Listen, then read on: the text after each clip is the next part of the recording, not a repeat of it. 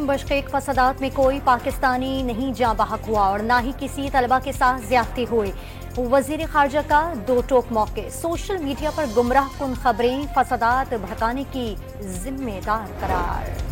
अतातारड़ ने बशकीक फसादात के दौरान एक मखसूस सियासी जमात पर पॉइंट स्कोरिंग के लिए प्रोपेगेंडा करने का इल्जाम धर दिया। जाली खबरों के जरिए सनसनी फैलाने वालों को अल्लाह से डरने का मशवरा।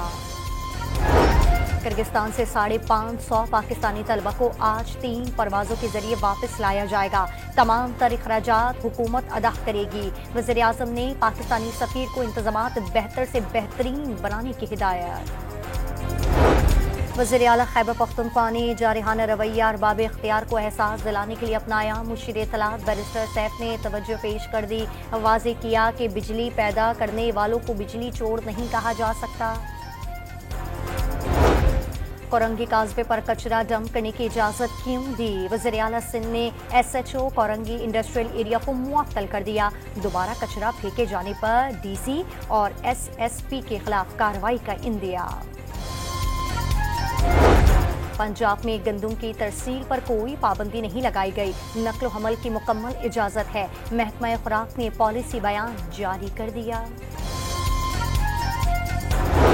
NA 148 मुल्तान के ज़िमनी इंतखाब के लिए पोलिंग का वक्त खत्म, वोटों की गिनती शुरू। वोटर्स का टर्नआउट इंतहाई कम। तैमूर अल्ताफ और अली कासिम गिलानी आमने सामने। जमात इस्लामी के ज़ेर एहतमाम पेशावर में आज गाजा मिलियन मार्च किया जाएगा। हमास रहनुमा इस्माइल हनी और अमीर जमात इस्लामी हाफिज नईमुर रहमान खिताब करेंगे।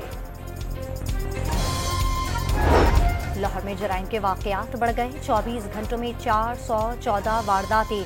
डकैती मज़ाहमत पर बाप बेटा कत्ल। 16 घरों का सफाया। 34 अफराद मोबाइल और कीमती अशिया से महरूम।